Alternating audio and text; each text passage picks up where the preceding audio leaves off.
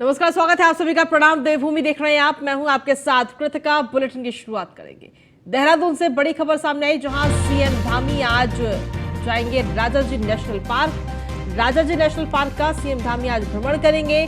बाघों के संरक्षण में तैनात फ्रंट लाइन वर्कर्स के साथ बातचीत करेंगे। सीएम धामी बीजेपी प्रदेश कार्य समिति की बैठक में भी आज हिस्सा लेंगे।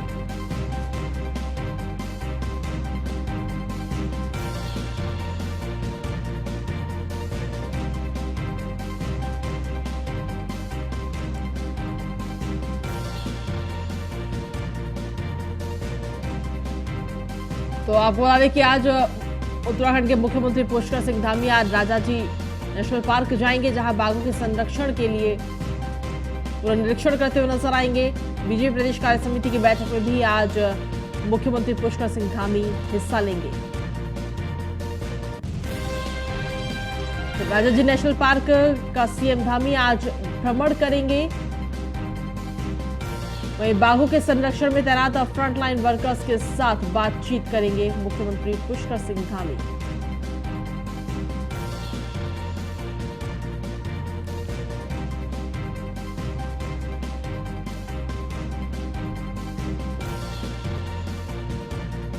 तो राजाजी नेशनल पार्क का सीएम पुष्कर सिंह धामी आज भ्रमण करते हुए नजर आएंगे।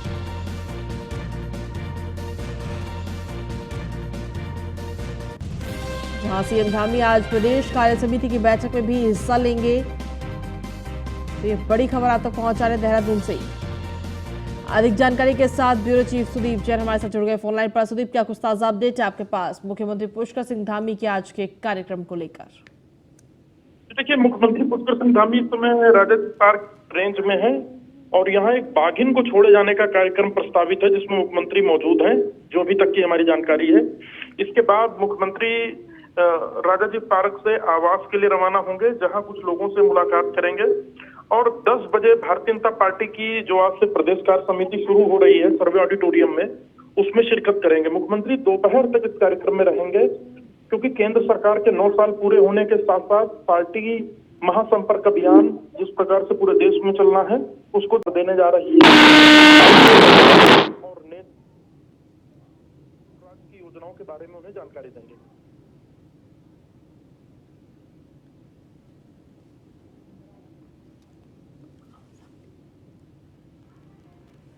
चलिए, शुक्रिया तमाम जानकारी देने के लिए सुदीप।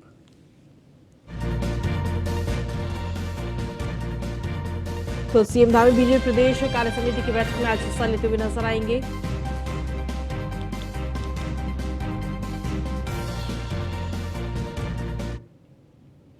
वहीं उत्तराखंड की राजधानी देहरादून से दिल्ली आने जाने वाले रेल यात्रियों के लिए एक अच्छी खबर है, जहां उत्तराखंड को पहली वंदे भारत एक्सप्रेस ट्रेन मिलने जा रही है। 25 मई से देहरादून नई दिल्ली रूट पर उत्तराखंड की पहली वंदे भारत एक्सप्रेस का संचालन किया जाएगा। उत्तराखंड के मुख्यमंत्री पुष्कर सिंह धामी ने खुद इसकी जानकारी दी है। उन्होंने इसके लिए प्रधानमंत्री नरेंद्र मोदी का भी आभार जताया। बता दें कि कल यानी कि 18 मई को उत्तर रेलवे के महाप्रबंधक शोभन चौधरी ने वंदे भारत एक्सप्रेस ट्रेन के संचालन को लेकर देहरादून रेलवे स्टेशन का निरीक्षण किया था और यहाँ की व्यवस्थाओं का जायजा लिया था। इस दौरान महाप्रबंधक शोभन चौधरी ने बताया कि देहरादून से चलने वाली सभी ट्रेनों की चीला कॉरिडोर में स्पीड 40 किलोमीटर की प्रति घंटा है। अगले आदेश तक वंदे भारत एक्सप्रेस ट्रेन की स्पीड भी 40 किलोमीटर प्रति घंटा ही रहेगी। साथ ही उन्होंने बताया कि देहरादून से वंदे भारत एक्सप्रेस ट्रेन के चलने का समय सुबह 5:30 पर निर्धारित किया गया और ये ट्रेन 1 नंबर प्लेटफॉर्म से रवाना होगी।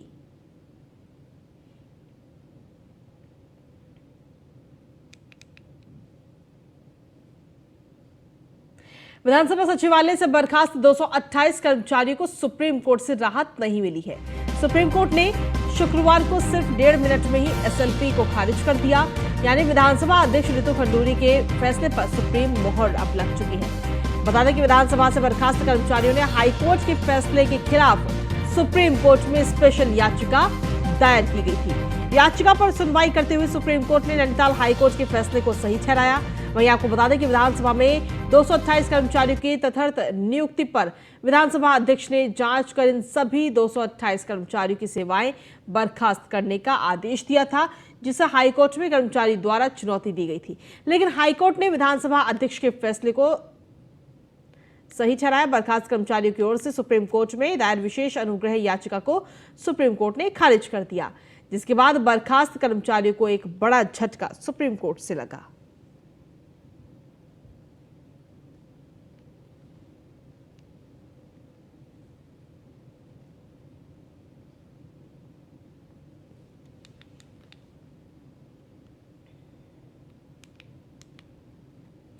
वहीं नैनीताल राजभवन में गवर्नर कप गोल्फ प्रतियोगिता अब शुरू हो चुकी है। सूबे के राज्यपाल गुरमीत सिंह ने टी ऑफ किया, जिसके बाद देश भर के खिलाड़ियों ने अपना दमखम दिखाया। 4 कैटेगरी में ये प्रतियोगिता खेली जा रही, जिसमें से 3 दिनों तक ऐसे ही देश भर में 125 गोल्फ खिलाड़ी प्रकृति के बीच खेल खेलेंगे, जिसके बाद राज्यपाल विजेताओं को पुरस्कार वितरण करेंगे।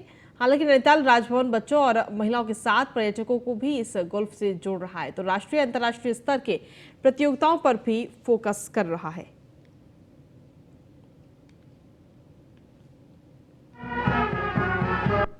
देखिए, अगर आज इस क्षण की बात करेंगे तो आज के दिन में 7 लाख जो श्रद्धालु यात्री हैं वो चार धाम की यात्रा कर रहे हैं।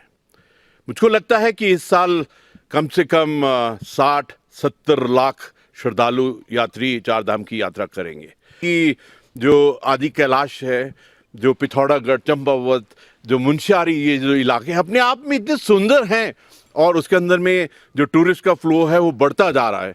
सच कहूं, आत्मा की बात, मुझे ऐसा लगता है कि आज के दिन में पूरी मानवता 7.9 बिलियन जो लोग हैं वो आना चाहते हैं उत्तराखंड में, आकर देखना चाहते हैं कि वो डिविनिटी क्या है और स्पिरिचुअलिटी क्या है। नहीं, जैसे आपने बताया ना कि ये मैदान जो है इसकी तो खूबसूरती खैर अलग लेवल पे है, लेकिन मैं बीइंग विद द आर्मी तो कम से कम 20-25 कोर्सेज में खेल चुका हूँ, लेकिन जो इस कोर्स का आनंद है वो अपना अलग है, क्योंकि एक तो नेचुरल टेरेन है यहाँ पर। अगर आप देखा होगा जो बनावट ज़मीन की है उसी के हिसाब से इस कोर्स को डिज़ाइन किया गया है।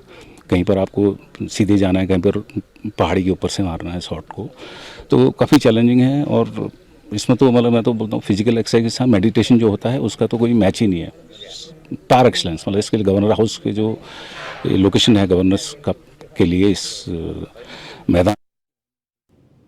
वहीं कालाढूंगी नगर पंचायत का दायरा बढ़ाने को लेकर कैबिनेट से मंजूरी मिल चुकी है। नगर पंचायत कालाढूंगी का दायरा बढ़ने पर बंदोबस्ती और छोटी हल्द्वानी गांव को अब निकाय में शामिल किया जाएगा। मामला 2 नए गांव से जुड़ा है, जिसके शामिल होते ही निकाय और उसकी राजनीति का दृष्टिकोण बदलना तय है। इसी संबंध में कालाढूंगी बीजेपी कार्यकर्ताओं और नगर पंचायत पदाधिकारियों ने कालाढूंगी विधायक बंशीधर भगत से मिलकर नगर पंचायत कालाढूंगी के विस्तारीकरण पर उनका आभार व्यक्त किया।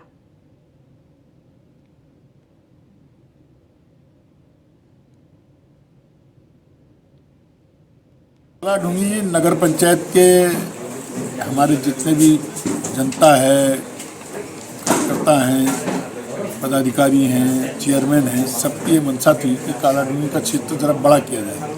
बहुत छोटा क्षेत्र हो गया, तो उससे लोगों को सुविधा भी मिलेंगी। जो ग्रामीण क्षेत्र उसमें शामिल होंगे उसमें सीवर लाइन, स्ट्रीट लाइट और सफाई की सब सुविधा मिलेंगी।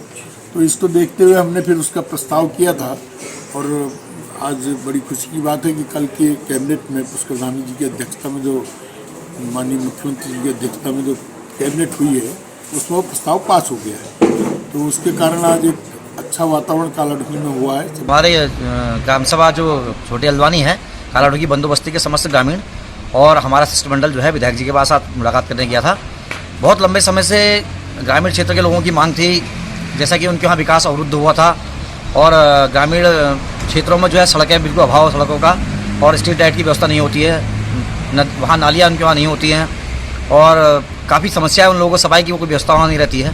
तो उसी क्षेत्र में हमारे विधायक जी से लगातार ग्रामवासियों ने एक मांग रखी थी कि हम लोगों को जो है शहर में शामिल करें और वही आज हमारे विधायक जी के अथक प्रयासों से ऐसा हुआ है कि कैबिनेट की मोहर इसमें लग गई है और जो है कल हमारा छोटे हल्द्वानी क्षेत्र कालाढूंगी बंदोबस्ती के जो भी हमारे क्षेत्र हैं उन सबको जो है नगर पंचायत में ले लिया गया है और अब ये जल्द ही उन क्षेत्रों में विकास संभव होगा। ने कालाढूंगी माननीय विधायक बंशीधर भगत जी से उनके निवास स्थान पर जाकर उनको बधाई दी और उनका धन्यवाद हमने कालाढूंगी क्षेत्र की जनता ने करा। साथ में जो कालाढूंगी छोटी हल्द्वानी एवं छोरा जाली के जो 2 गांव नगर पंचायत में कालाडूंगी में विस्तारीकरण करे हैं, उनको नगर पंचायत की मूलभूत सुविधाएं इस क्षेत्र में बढ़ जाने से उनको मिलेंगी। और इसी हर्ष के साथ आज हम कालाडूंगी विधायक जी के निवास स्थान पर गए और समस्त क्षेत्र कालाडूंगी क्षेत्र जनता में इस विषय को लेकर काफी। वहीं उत्तराखंड के पूर्व मुख्यमंत्री और कांग्रेस के कद्दावर नेता हरीश रावत अपने अलग ही अंदाज की वजह से सुर्खियों में रहते हैं। हरदा अक्सर उत्तराखंड के पारंपरिक अनाज, फल आदि से लेकर संस्कृति की पैरवी भी करते दिखते हैं। इस बार हरीश रावत ने अपने गांव मोहररी में काफल पार्टी दी। इतना ही नहीं, हरदा ने भतरोज खान बाजार में काफल भी बेचे। खास बात यह रही कि इस पार्टी में पूर्व दर्जा मंत्री बिट्टू कर्नाटक 2 क्विंटल काफल लेकर पहुंचे थे, तो वहीं लोगों ने काफल समेत पारंपरिक पहाड़ी उत्पादों का जमकर स्वाद लिया।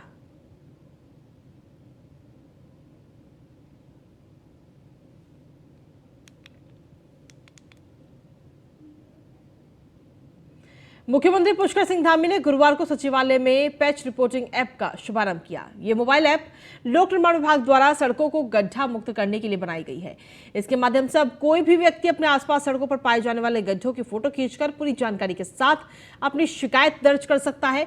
शिकायतकर्ता को ऐप के माध्यम से दर्ज शिकायत पर हुई कार्रवाई के विषय में भी चित्र सहित जानकारी उपलब्ध कराई जाएगी। वहीं शिकायतकर्ता द्वारा सड़क पर गड्ढे से संबंधित जो शिकायत की जाएगी उसका समाधान 1 सप्ताह के अंदर ठीक कराया जाएगा। इसके लिए अधिकारियों की जिम्मेदारी भी तय कर दी गई है। सीएम ने कहा कि इस ऐप के जरिए सड़कों को पूर्णतया गड्ढा मुक्त बनाने में काफी मदद मिलेगी। तो वहीं कांग्रेस ने सरकार के इस पहल पर चुटकी ली। कांग्रेस प्रवक्ता गरिमा दसौनी का कहना है कि अभी तक सड़कें गड्ढा युक्त थी और सरकार की अच्छी कोशिश है, अब गड्ढा मुक्त होंगी। लेकिन क्या कभी मुख्यमंत्री ने सीएम हेल्पलाइन में आई शिकायतों का भी संज्ञान लिया है?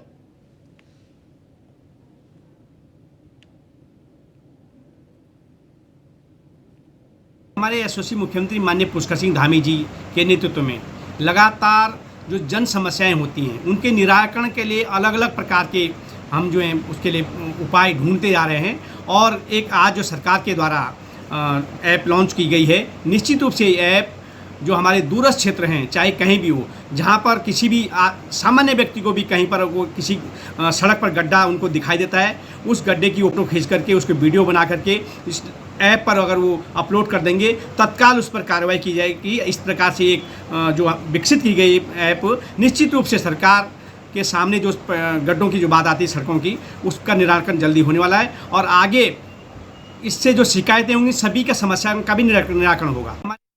धामी से कहना चाहती हूँ, पीडब्ल्यूडी विभाग पूरा ही जनता को सौंप दीजिए ना। अगर जनता ने पीडब्ल्यूडी विभाग चलाना है तो वोट भी जनता से चाहिए, फिर गड्ढे भी जनता ही बताए आपको कहाँ है। आपके अधिकारी कर्मचारी क्या कुर्सियां गर्म करने के लिए रखे गए हैं? क्या सिर्फ मोटी रकम या मोटी तनख्वाह पाने के लिए रखे गए हैं? उनका क्या काम होगा ये बताइए जरा। और ये काम आपका था कि जनता को आप एक सुलभ और सुगम सरकार दें और आप ड्रोन कैमरा के जरिए चिन्हित कर सकते हैं गड्ढे कहाँ कहाँ हैं। कई तरीके की टेक्निक्स हैं जिससे कि गड्ढों को चिन्हित किया जा सकता है। और कितने लोग इस प्रदेश के अंदर टेक सेवी हैं, कितने लोगों को सोशल मीडिया चलाना आता है। 1.25 करोड़ की हमारी आबादी है, मात्र 25 लाख लोग स्मार्टफोन यूज करते हैं। कैसे और कितनी तादाद में लोग फोटोज खींच पाएंगे और आपके ऐप पर अपलोड कर पाएंगे, ये एक यक्ष प्रश्न है। इसके अलावा भी जितने ऐप आपने लॉन्च किए थे, एक सीएम हेल्पलाइन भी है सुना है इस प्रदेश में, जिसमें हजारों की तादाद में समस्याएं। वहीं हल्द्वानी एंटी ह्यूमन सेल के द्वारा बंगाल से भगा कर लाई गई एक नाबालिग युवती को अनैतिक देह व्यापार के धंधे में धकेलने के आरोप और हल्द्वानी शहर में सेक्स रैकेट चलाने के आरोप में पुलिस ने 3 महिलाओं सहित 3 पुरुषों को गिरफ्तार किया। वरिष्ठ पुलिस अधीक्षक पंकज भट्ट ने खुलासा करते हुए बताया कि पकड़े गए आरोपी विभिन्न स्थानों के रहने वाले हैं और पिछले कई दिनों से सेक्स रैकेट चलाने का कार्य कर रहे थे। इसमें 14 तारीख को वेस्ट बंगाल से एक सूचना प्राप्त हुई कि एक नाबालिग जो बच्ची है उसको एक व्यक्ति रेलवे स्टेशन की ओर लेके जा रहा है। इस सूचना पे एंटी ह्यूमन ट्रैफिकिंग द्वारा काम किया गया, उस बच्ची को रेस्क्यू किया गया। ये जो व्यक्ति था वो फरार हो गया। इसके बाद जो उसका हाउस था उसमें जाकर के पुलिस द्वारा जो तलाश करने की कोशिश की गई तो उसमें इनके द्वारा कांस्टेबल से मारपीट की गई। इसमें मुकदमा कायम करके 3 लोगों की पुलिस द्वारा अरेस्टिंग की गई। इस पर लगातार पुलिस काम कर रही थी। इसमें तानिया का नाम सामने आया था कि ये नेटवर्क ऑपरेट करती है और इसके द्वारा यहाँ पे लगातार ऐसी गतिविधियाँ की जा रही हैं। पुलिस द्वारा इसका पूरा आपका नेटवर्क तलाशा गया। उसके बाद इसमें 3 महिलाओं और 3 पुरुषों की गिरफ्तारी की गई। वहीं उधम सिंह नगर में एसओजी की टीम ने 50 लाख से ज्यादा की कीमत के मोबाइल बरामद किए हैं और बरामद मोबाइल खोने के साथ ही चोरी भी हुए थे। एसएसपी ने बरामद हुए मोबाइल उनके स्वामी को सौंपकर उनके चेहरों पर मुस्कान लौटाई। शुक्रवार को पुलिस कार्यालय में एसएसपी मंजुनाथ टीसी ने बरामद मोबाइल लोगों को सौंपे हैं। एसएसपी ने बताया कि जिले में बड़े पैमाने पर मोबाइल खोने और गुम होने की सूचना मिल रही थी, जिस पर एसओजी को मोबाइल बरामद करने की जिम्मेदारी सौंपी गई। एसओजी निरीक्षक विजेंद्र शाह और उनकी टीम ने उधम सिंह नगर, बरेली, रामपुर, पीलीभीत समेत अन्य जिलों में से 202 मोबाइल खोज निकाले, जिनकी कीमत 50 लाख रुपए के करीब है। आज एसओजी की टीम द्वारा विगत 3-4 माह से जितने भी एप्लीकेशन आए थे उनमें से मैक्सिमम फोन्स को ट्रेस किया गया है। तो आज जो है इस कार्यक्रम में हमने 202 मोबाइल फोन्स, सारे स्मार्टफोन्स है, लगभग मतलब इसमें आईफोन्स भी है, सैमसंग भी है, सब कुछ है। कुल मिला के अंदाज़ा 35 लाख के कीमत का स्मार्टफोन्स को 202 स्मार्टफोन्स को रिकवर करके उनके ओनर्स को वापस दे रहे। इसके अलावा हमने 100 के भी अधिक फोन्स को थाने में जाके लौटा दिया गया है। जो थाने से एप्लीकेशन देते हैं उनको थाने में ही लौटाया गया है। सिखों के पवित्र तीर्थ स्थल श्री हेमकुंड साहिब के कपाट आज से खुल रहे हैं और इसके लिए सभी तैयारियां भी पूरी कर ली गई हैं। तीर्थयात्रियों की सुविधाओं के लिए जहां एक और प्रशासन पूरी तरह से मुस्तैद है, तो वहीं कानून व्यवस्था को लेकर भी पूरी सक्रियता दिखाई जा रही है। उत्तराखंड के ADG law and order V Murugesan ने कहा कि यात्रा के दौरान यातायात नियमों का कड़ाई के साथ पालन कराया जाएगा।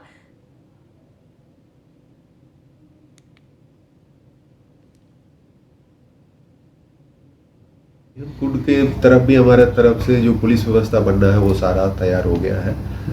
एसपी और डीएम में भी विजिट भी कर लिया जहाँ तक पॉसिबिलिटी है, और चौकी खुलेगा और फोर्स भी लगे जाएगी।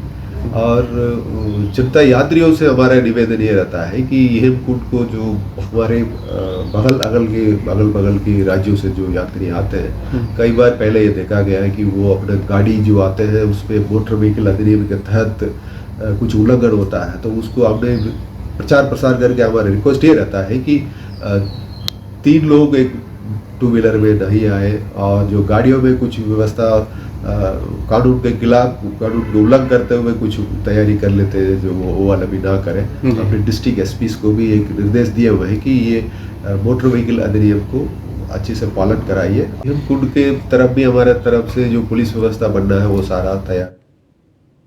वहीं स्मार्ट सिटी के कार्य बीते कई महीनों से राजधानी देहरादून में चल रहे हैं, लेकिन खबर सामने आ रही है कि केंद्र सरकार ने स्मार्ट सिटी के बजट में कटौती कर दी है, जिसको लेकर स्मार्ट सिटी के काम फिर सुर्खियों में बने हुए हैं। स्मार्ट सिटी के कार्य को लेकर राजधानी दून के मेयर सुनील उनियाल गामा ने कहा कि केंद्र सरकार ने बजट में जो कटौती की है वो राज्य सरकार वहन करेगी, और स्मार्ट सिटी के जो भी कार्य शहर भर में चल रहे हैं उनको समय से पूरा भी किया जाएगा।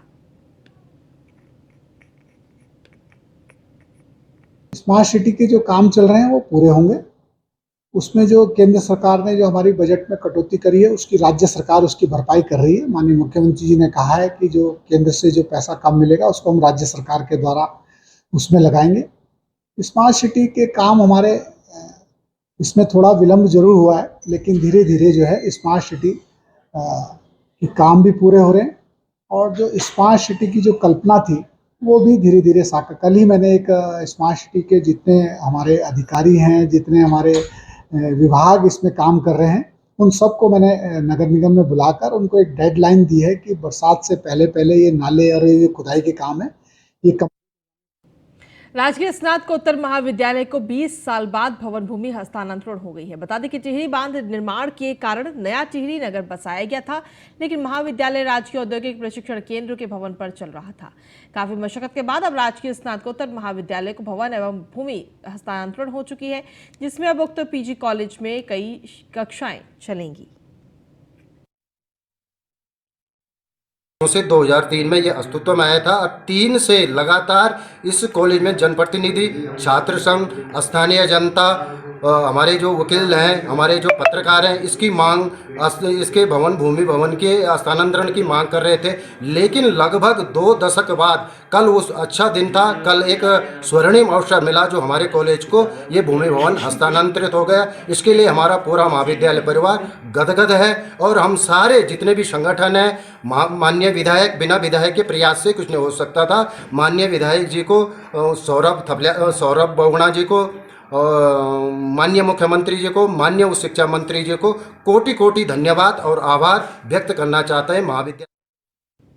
और अगली खबर रुड़की से है, जहां पर शुक्रवार को लोक निर्माण विभाग ने अवैध यूनिपोल के खिलाफ अभियान चलाया और इस अभियान के तहत रुड़की से लेकर पुहाना और भगवानपुर के बीच में रोड किनारे अवैध तरीके से लगाए गए सभी यूनिपोल लोक निर्माण विभाग की टीम के द्वारा हटाए गए। पीडब्ल्यूडी के अफसरों ने अवैध यूनिपोल हटाने तक अभियान को जारी रखने की बात कही। कुछ एजेंसी फर्मों ने और कुछ लोगों ने रोड के किनारे हमारी ROW में अवैध रूप से यूनिपोल और होर्डिंग लगाए हुए हैं, जिनका संज्ञान लेके प्रमुख अभियंता महोदय पीडब्ल्यूडी के द्वारा आदेश निर्गत किए गए हैं कि ये सारे अवैध यूनिपोल हटाए जाने हैं। हाँ, बिल्कुल नोटिस दिया गया है, नोटिस दिए गए हैं और हमारे द्वारा समाचार पत्रों में, स्थानीय समाचार पत्र और जो राष्ट्रीय समाचार पत्र हैं उसमें सूचना प्रकाशित करी गई है इनको हटाने के लिए कि विभाग द्वारा इनको जब्त कर लिया जाएगा, हटा दिया जाएगा। अगर ये तो जब तक नहीं हटते हैं तब तक चलेगा। पिछले साल भी हमने हटाए हैं। और इसी के साथ फिलहाल प्रणाम देवभूमि में इतना, एक छोटे से ब्रेक के लिए यहाँ रुकते हैं, आप बने रहिए हमारे साथ।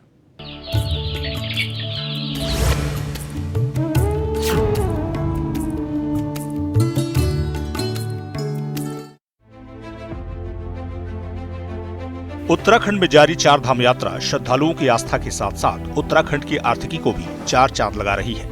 राज्य की महिला स्वयं सहायता समूहों, वाहन चालकों, होम स्टे जैसी संस्थाओं के लिए भी राज्य सरकार के किए गए प्रयास किसी तोहफे से कम साबित नहीं हो रहे। चमोली के माड़ा में वोकल फॉर लोकल को बढ़ावा देने के लिए प्रधानमंत्री नरेंद्र मोदी ने श्रद्धालुओं से अपने यात्रा व्यय का 5% स्थानीय उत्पादों पर खर्च करने की अपील की थी।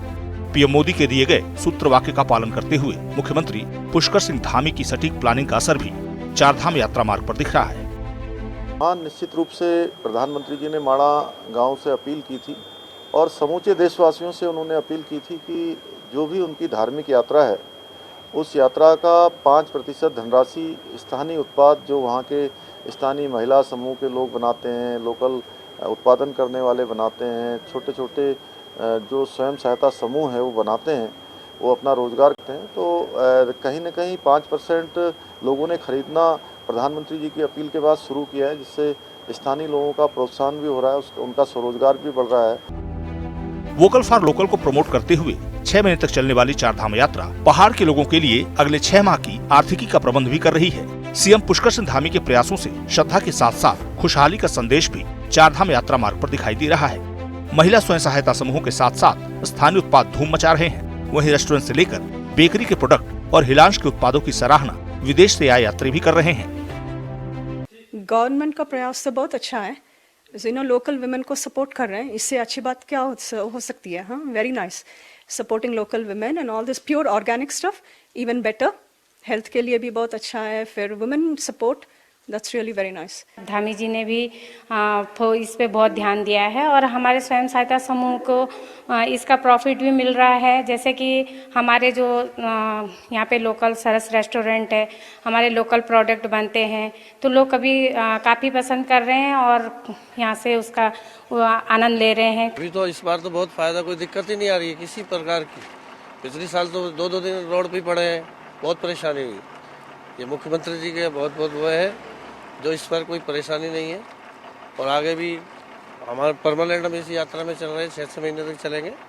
हमें आगे भी कोई दिक्कत आने की कोई संभावना नहीं थी। मुख्यमंत्री पुष्कर सिंह धामी के प्रयासों से उत्तराखंड में इस बार चारधाम यात्रा कमाई का सबसे बड़ा साधन बनकर सामने आ रही है। तीर्थाटन और पर्यटन दोनों ही लिहाज से यात्रा ने स्थानीय लोगों और व्यापारियों के चेहरे खिला दिए हैं। इस बार यात्रा से राज्य में आर्थिक गतिविधियों को बड़े स्तर पर बढ़ावा मिल रहा है। वहीं स्थानीय उत्पादों के साथ साथ रोजगार करने वाले लोगों को आर्थिक तौर पर बड़ा लाभ हो रहा है। सूचना एवं लोक संपर्क विभाग उत्तराखंड।